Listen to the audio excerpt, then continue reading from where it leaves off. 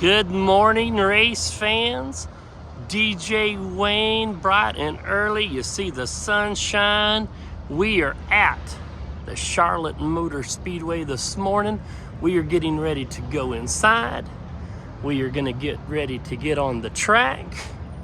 And we're bringing you along with us for another fun-filled day of NASCAR adventures. DJ Wayne, I got Mini-Me here with me, Jason. We're gonna have a great time today. There's Alan Kowicki.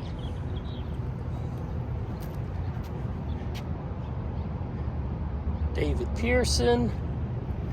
Mr. Taylorsville, there's Harry Gant. We're just walking, making our way on up. Mr. King Richard Petty. Let's go inside. Let's get on the track.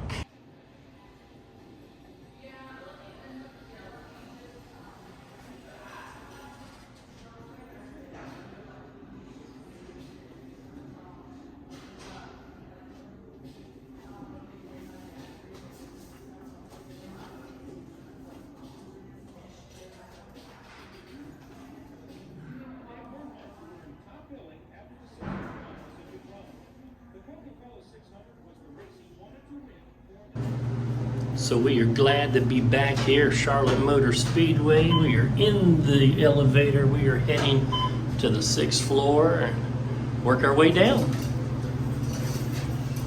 This is the home of the wonderful Speedway Club restaurant. Talladega Nights. They have filmed inside here.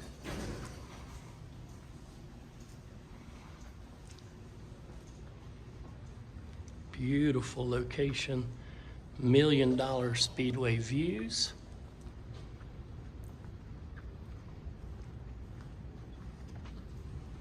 Remember, Ricky Bobby's boss's wife, she loves to feel the vibration. Look at those views right there from high atop Speedway Club restaurant.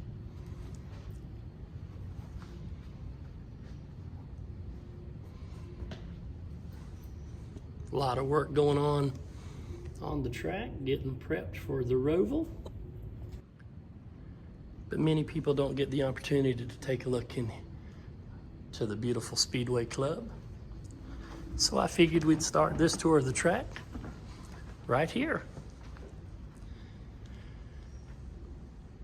Post-race celebration champagne toast.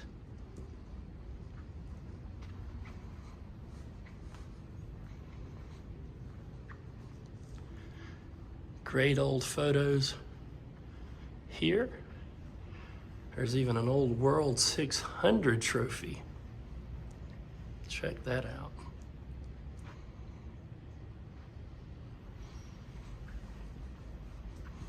Nice wine collection.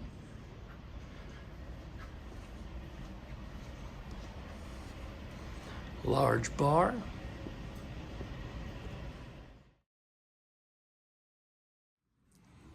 And here is a view inside the private chairman's room right here. Very exclusive access here at the Charlotte Motor Speedway this morning.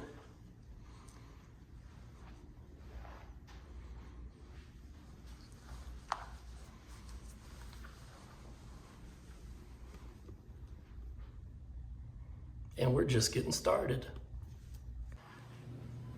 Now this is opposite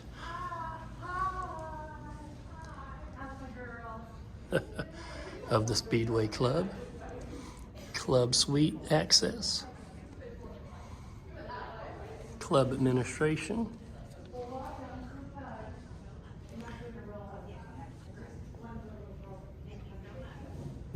Look at that beautiful chandelier.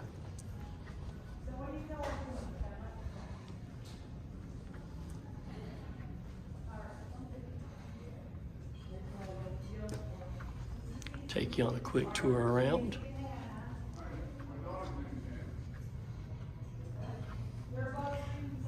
There's access to the boardroom.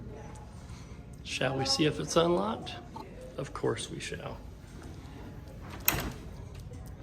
Nope, it's not.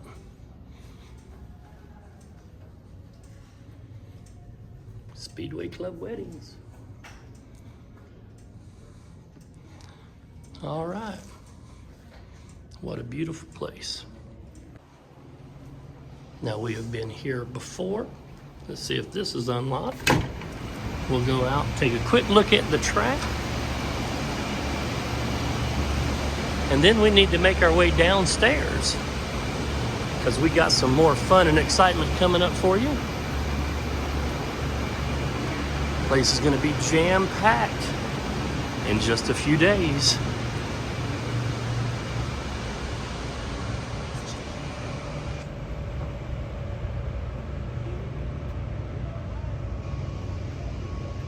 And there we go. Beautiful Charlotte Motor Speedway. Getting ready for the Roval this weekend. They've already got the barrier walls there. Turns 1 and 2 blocked off.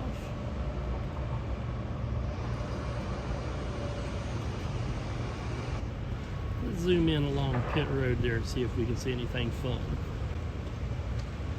There we go.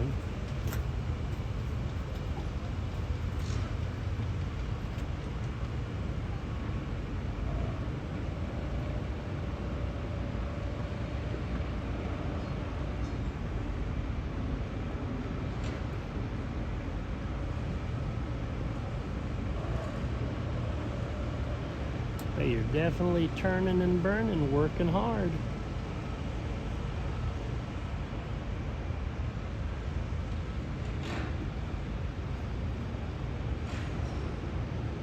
All right, let's go downstairs, see what else we can get into.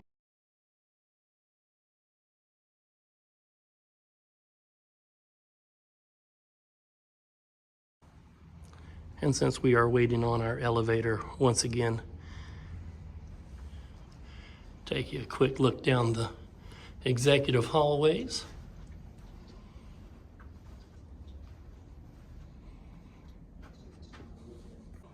Nice and peaceful and quiet inside today, that's for sure.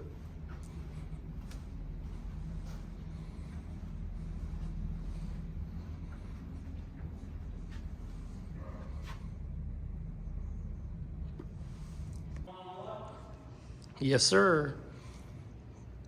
All right, we are made our way down to the ground level here, Charlotte Motor Speedway. Little lobby area. Elevators taking you up to the Speedway Club Lounge. Also takes you up to the executive suites.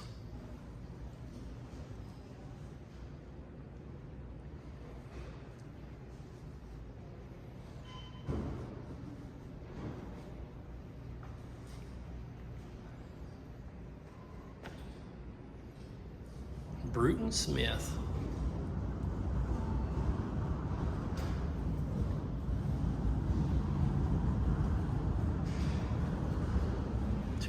'16 NASCAR Hall of Fame.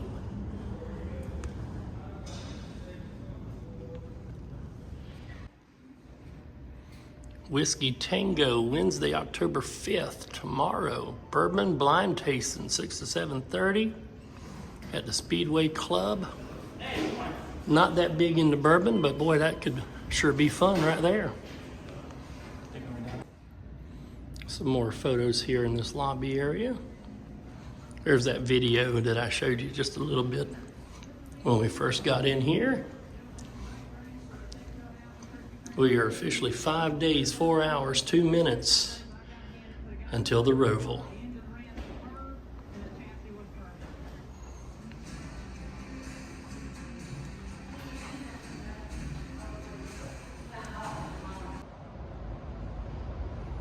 Now, the last time we were here, the Performance Racing Network was completely locked up, closed up, looked like they're no longer here.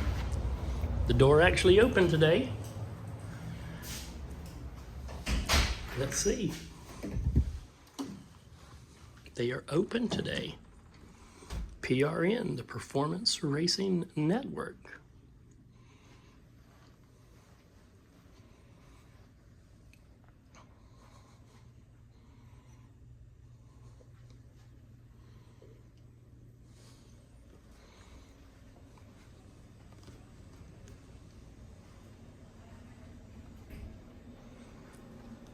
There's a control board.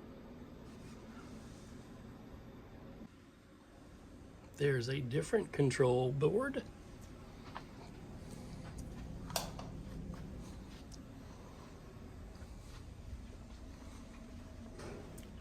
Definitely not much going on this morning.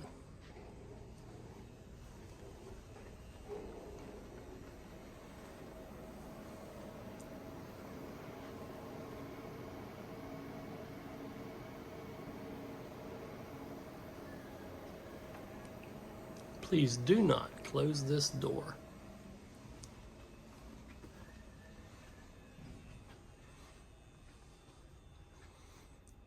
And there is our control room. That's where it all happens, right there.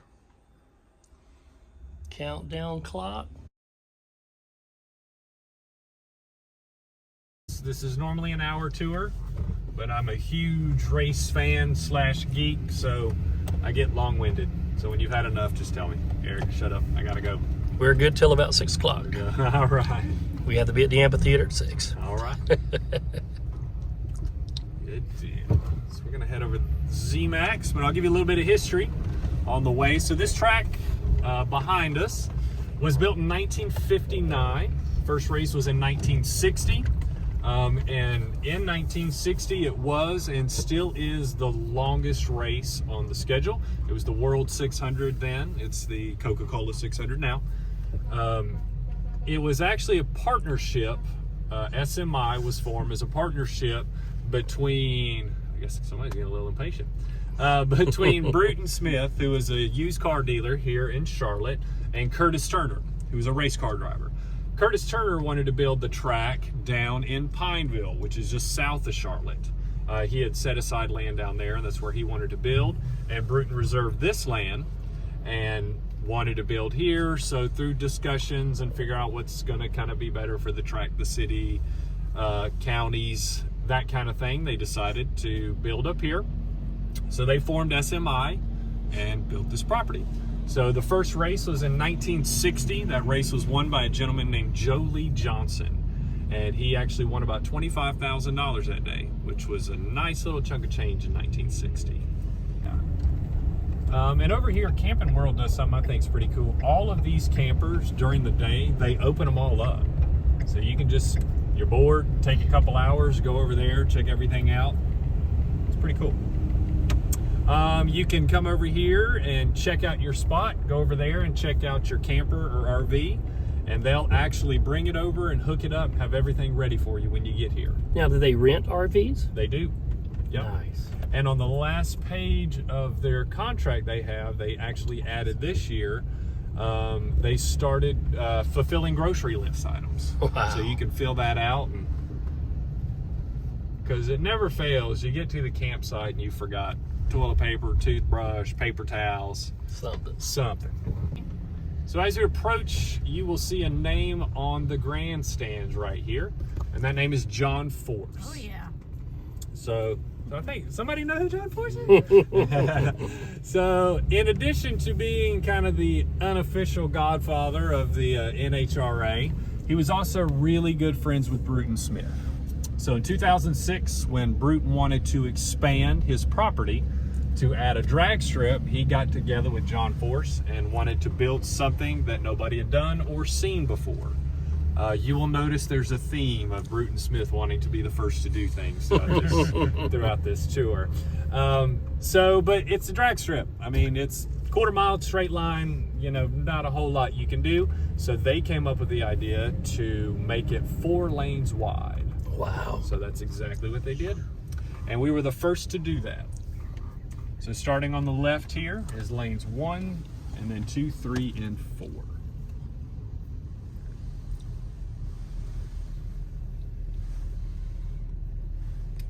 Take the van down the Which is strip. kind of cool. So Coca-Cola is actually filming a commercial today. I normally pull up and go for a little pass right where they are.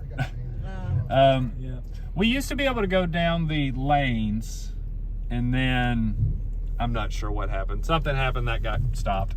But I normally pull up on the side, and I'll kind of go through and break down the tree and the staging and the pre-staging and all that stuff.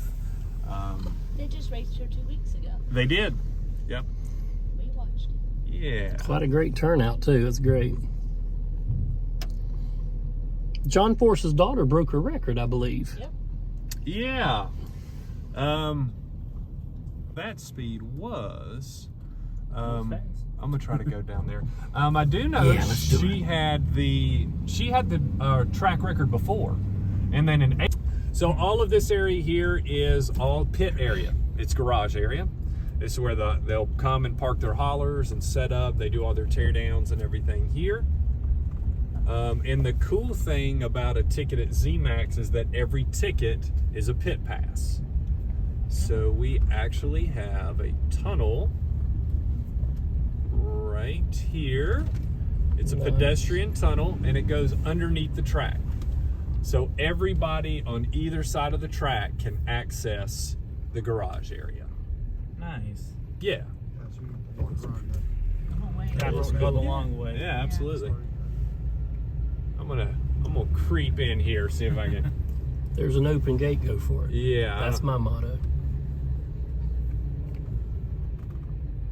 I might have to pull a little wonkiness to get past these cones. Hey, that's the NASCAR way. Absolutely. Jason, say that one more time. It's always legal until you get caught. And what did you just say? Yeah, that's the NASCAR way. Thank you very much. Absolutely. For everybody that complains about me going on DEI, there you go. So the 1,000-foot mark is right here. That's the black mark on the wall right there. Okay. Wow. So that's where they race to.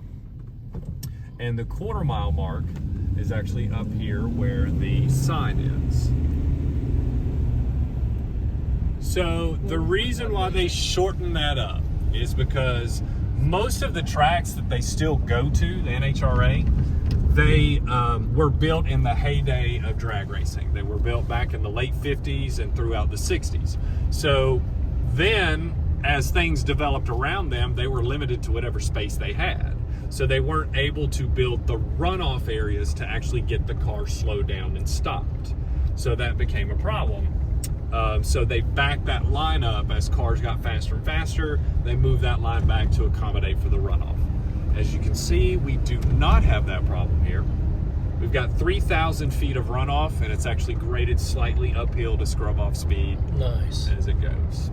And that was because Scott Coletta's parachute did not deploy and he died. That was a bad deal. Yep, that was. And what driver was that one? Scott Coletta. Coletta. That was definitely. Gosh, that was hard to watch. Yes, it was. That was really, really hard to watch. Was he a John Force driver when that happened? No, he was a Coletta driver. Oh, okay. So, we're 1,000 foot, well, quarter mile 3,000 foot. of drag strip.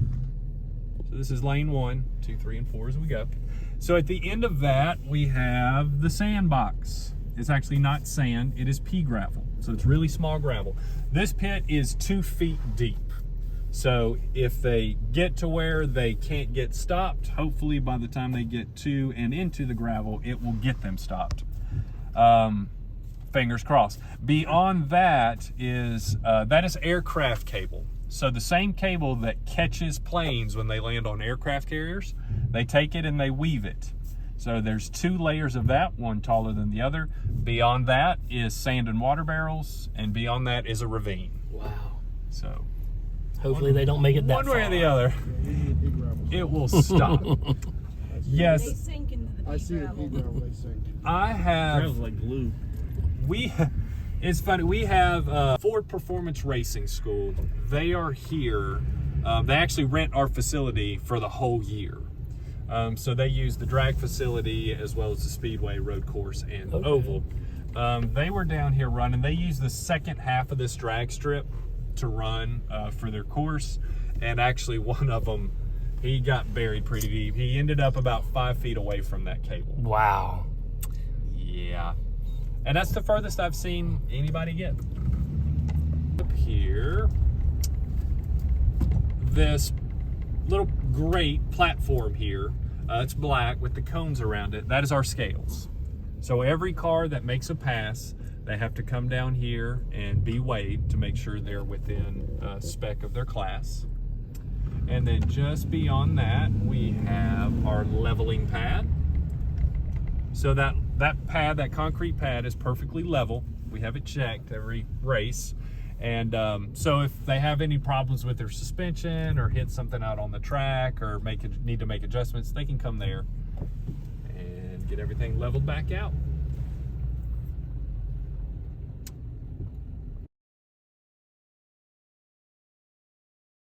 Thousand people here. We've got suites on top of the grandstands on the right, which I can show you when we go through the pit area. And then just ahead of us, that is our suites building.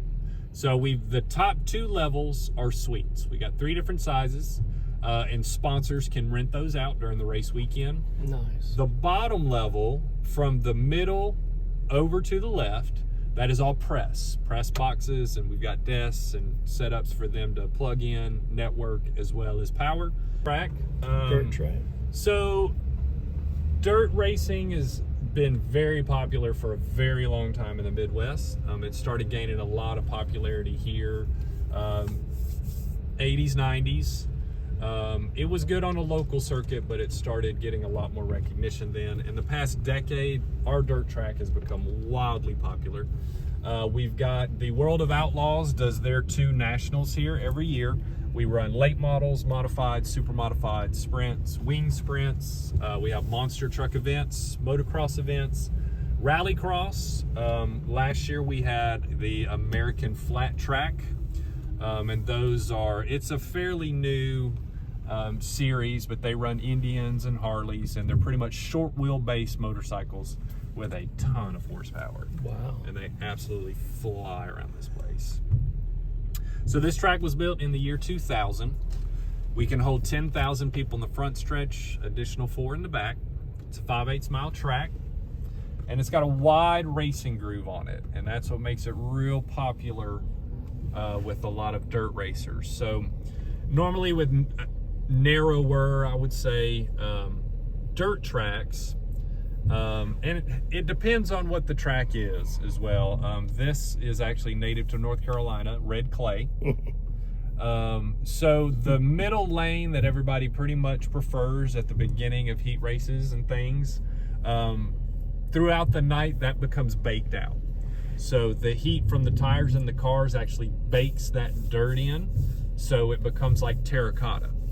And then they start laying down rubber. When they start laying down the rubber, that's when it becomes really slick. So at this track, with the extremely wide racing groove, they can continue to move that cushion up throughout the night and gain traction and still find speed. On the smaller dirt track up in Pittsburgh. Okay. We were just there this summer when Kyle Larson won. Nice. Very good. Nice. I like Kyle. He's a wheelman.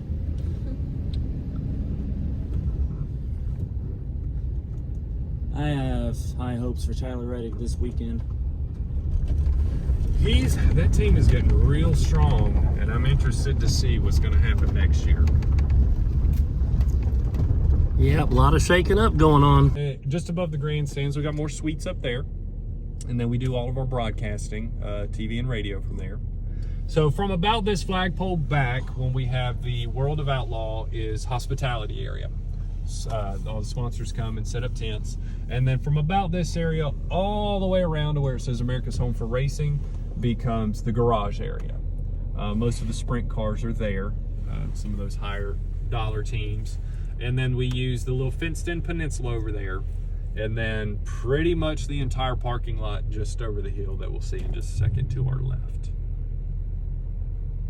So a lot of people, that's what they like about it. Yep. So we've got some helipads here off to our right. We have 11 pads. So that's how we get the team owners and drivers back and forth to the track. Actually come in, they land there, we pick them up over here in golf carts, and then we'll take them straight into garage area or pits or wherever they need to go. Up here to our left, it's a little 10th mile track.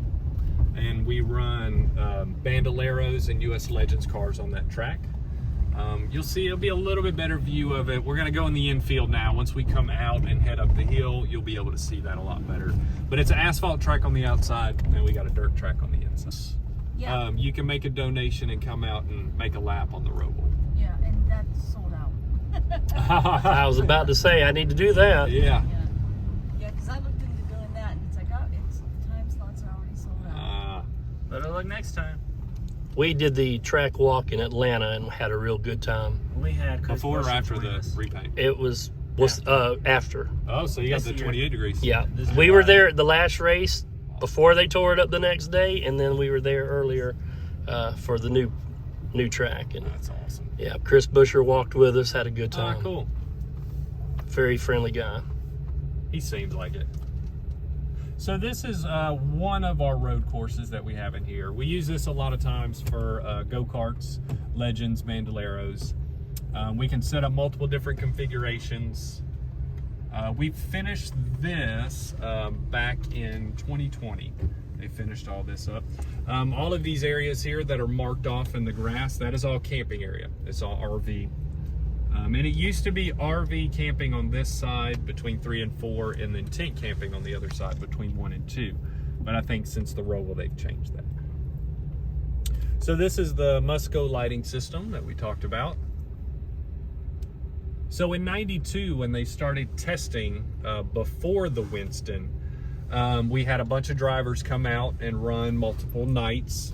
We had Dale Sr., Davey Allison, Alan Kowicki, Kyle Petty, Darrell Waltrip.